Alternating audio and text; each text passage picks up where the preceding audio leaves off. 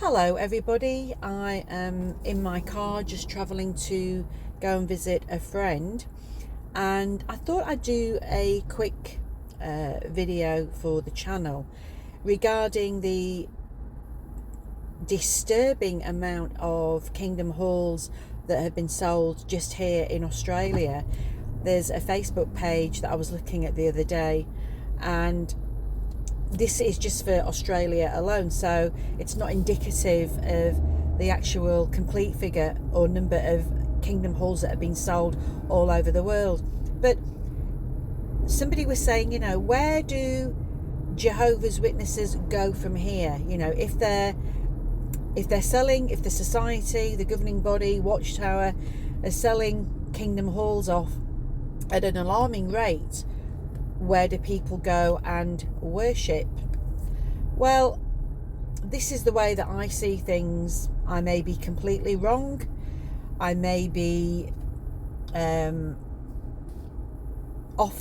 off the mark, but I don't think so. For me personally, I think that the end of Kingdom Hall meetings in person as we know it will fade out quite quickly within the next few months, maybe a couple of years, if that.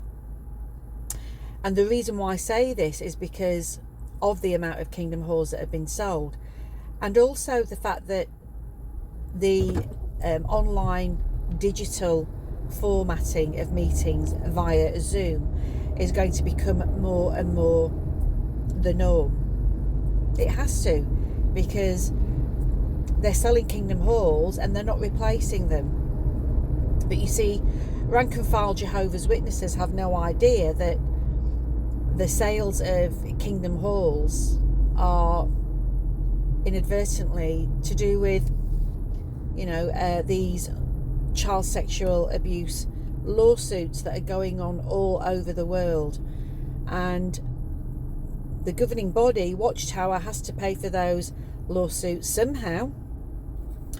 But it's a very, very sad thing that this is happening, because before 2012, before the governing body took over all the financial affairs of Jehovah's Witnesses, including taking ownership of the kingdom halls that people had lovingly worked hard for, put their contributions in, and were able to make decisions on a congregational level, all of that has gone. That's completely disappeared, and what's left is congregations, elders, bodies of elders having to go through resolutions to have anything done to the kingdom halls that are still in place at the moment. I know the kingdom hall that we were in, because we only left last year, but the kingdom hall we were in is part of a duplex, and it was supposed to get a major renovation a couple of years ago now. As far as I know, it's still in dire need of a refurb. It's not going to happen.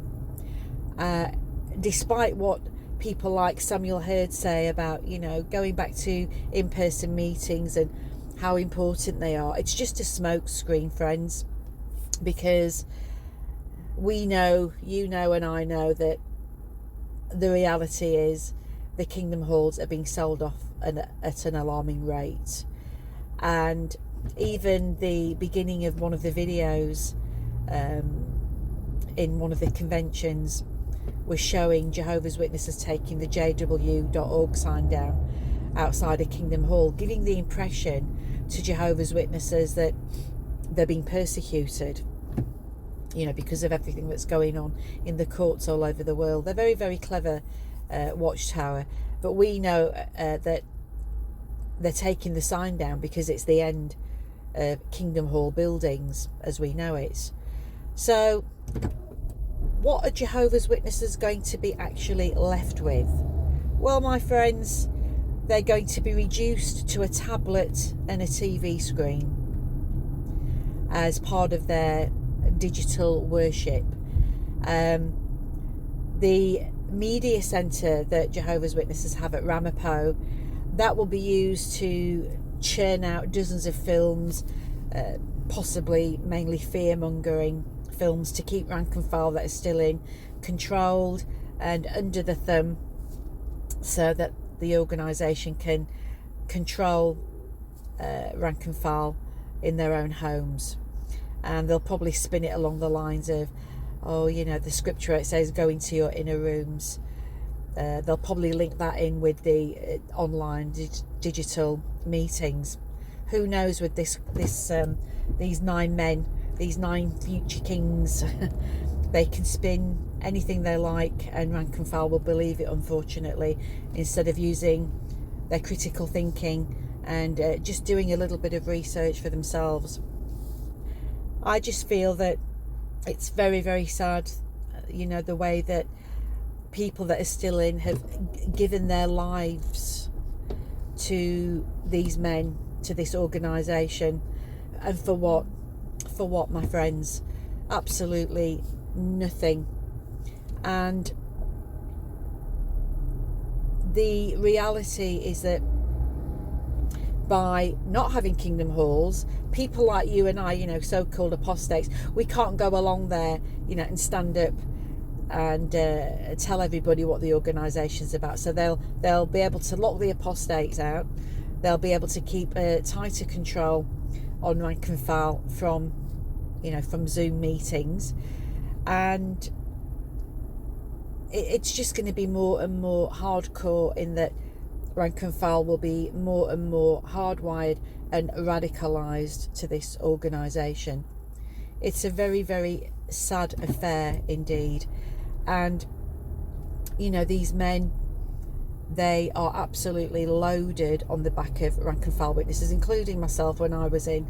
I personally gave thousands of dollars to this organisation, thinking that it was going, you know, to a good cause, thinking that it was going to be, you know, put towards building new facilities to further the preaching work. Nothing could be further from the truth.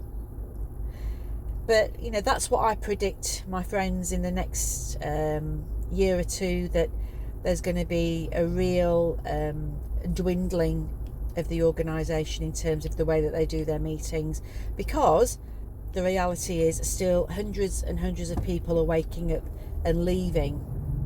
I will be very, very surprised if there is an annual report this year. I think we saw the last of those reports last year. And in some cases, they didn't even put a line across like they normally do. It was just left. So it just shows you how this organisation are really, really going. And, you know, it's only going to be a matter of time before they completely topple. And I, for one, cannot wait for that day. I don't want to sound vindictive or mean, but from my personal perspective as a born-again Christian, if the watchtower falls and it disappears, then the people that are in that have a love for Christ at least have the chance to come to him before it's too late. Anyway, wherever you are, my friends, take care of one another, show love and kindness, always be forgiving, and always be your true, authentic self.